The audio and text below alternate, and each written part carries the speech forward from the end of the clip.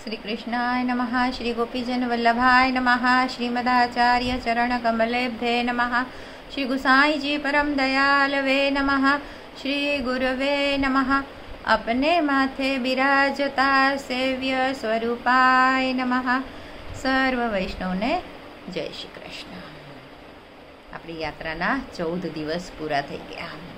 ટોળનો ઘનો આપણે જોયો, ચતુરા નાગાનો સુંદર ભક્તિ જોઈ અને પ્રભુ એની ઈચ્છા પૂરી કરવા માટે કેવું કૌતુક રચે છે. હવે યાત્રા આગળ વધવાની છે ડીગ તરફ. બહેજ ગામના માર્ગે આગળ આગળ વધતા જાય છે. માર્ગમાં સૂર્યકુંડ, બલભદ્ર કુંડ આવે છે. પછી દાઉજીનું સુંદર એક મંદિર છે, રેવતી કુંડ પણ આવ્યું છે. અને બધા વૈષ્ણવો તો આમ સવારમાં તો આમ જોશમાં જાણે અષ્ટાક્ષરનું રટણ કરતા કરતા આગળ આગળ વધતા જાય છે. શ્રી કૃષ્ણ શરણમ મમ, શ્રી કૃષ્ણ શરણમ મમ, શ્રી કૃષ્ણ શરણમ મમ, શ્રી કૃષ્ણ શરણમ મમ. આવું રટણ કરતા કરતા પહોંચી ગયા ડીગ સુધી. અને આ આપણો છે આજે 15મો દિવસ. આમ ડીગ આ કોઈ તીર્થસ્થળ નથી અને આ 84 કોસની પરિક્રમામાં આની ગણના પણ નથી થતી.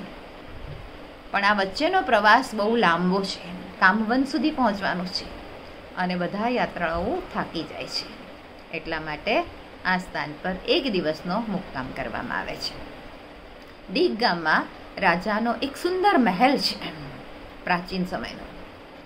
એનું સ્થાપત્ય અતિશય સુંદર છે. એટલે બધા યાત્રાળુઓ આ રાજમહેલ જોવા માટે જાય છે. મહેલની અંદર ફુવારાની સુંદર ગોઠવણી કરવામાં આવેલી છે. લગભગ 250 જેટલા ફુવારા છે અને આ ફુવારાની ચાવીઓ ત્યાં ઉપર મૂકેલી હોય છે. અને બધી એક એક ચાવી ત્યાંથી ખોલવામાં આવે તો એકદમ રંગીબેરંગી ફુવારા સુંદર ઉડવા માટે છે. આ મહેલ 7 માળનો છે. 3 માળ નીચે જમીનની અંદર બનાવવામાં આવેલા છે અને 4 માળ ઉપર બનાવેલા છે. અને જે જનાનખાના છે એટલે કે જ્યાં સ્ત્રીઓનો રાણીવસા છે, રાણીવસા એટલે સ્ત્રીઓ જ્યાં રહેતી, ત્યાં સુંદર એવા ગુલાબજળના કુંડ બનાવવામાં આવેલા છે.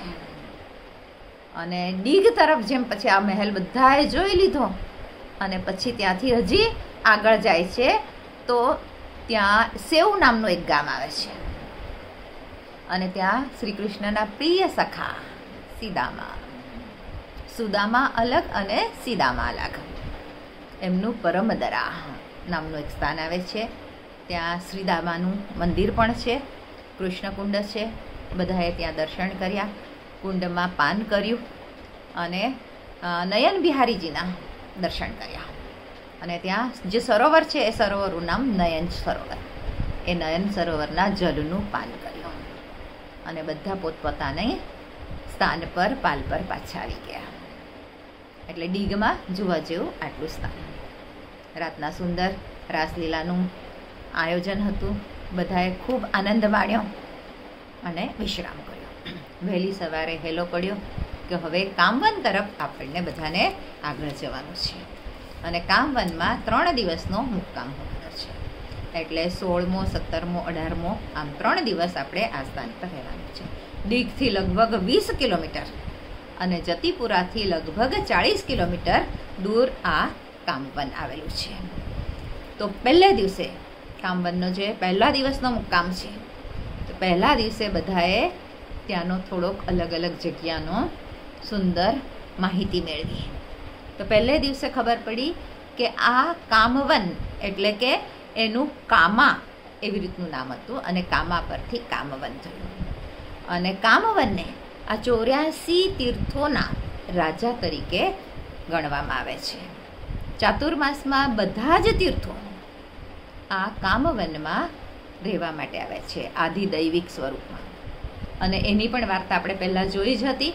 યશોદા મૈયા અને નંદ બાવાને યાત્રા કરવાનું મન થયું, તીર્થોમાં જવાનું મન થયું, ત્યારે પ્રભુએ બધાને અહીં બોલાવ્યા હતા. એટલે આ બધા જ તીર્થો આ સ્થાનમાં આધિદૈવિક સ્વરૂપે આજે પણ બિરાજે છે. અને પ્રાચીન સમયમાં એટલે કે મહાભારતના કાળમાં કાન્યક વન તરીકે આ સ્થાન ઓળખાતું. કાન્યક વન કાં તો કામ્ય વન, અને એના પરથી જ થયું કામવન. પાંડવોએ આ સ્થાન પર વનવાસ કર્યો હતો અને કામવનમાં એમણે લાંબો સમય સુધી પોતાનો વનવાસ પૂરો કર્યો હતો. એને વૃંદાવન તરીકે પણ ઓળખવામાં આવે છે. અને વ્રજના જે 12 વનો છે એમાંથી આ 5મું વન છે. રસ્તામાં ઘાટા નામની એક પહાડી આવેલ છે, પહાડી સ્થાન છે. અને કામવનવાળા જે આપણા ગોસ્વામી બાળકો છે શ્રી દેવકી નંદનજી, એમના પણ સુંદર અહીંયા બેઠકજી બિરાજે છે. અહીંથી આગળ જઈએ તો ઇન્દુલેખા, આ જે સખી છે સ્વામિનીજીની, એનું પણ ગામ આવેલું છે અને એ ગામ છે ઇન્દોલી. તો આજે ઇન્દોલી સુધી અહીં આપણે વાર્તા જોઈ. આના પછીનો સત્સંગ આવતા વિડીયોમાં જોઈશું. આજ માટે આટલું જ. જે કાંઈ ભૂલચૂક થઈ હોય તે માટે ક્ષમા ચાહું છું અને મારા વચનોને પ્રભુ ચરણોમાં સમર્પિત કરું છું. કૃષ્ણાર્પણમસ્તુ.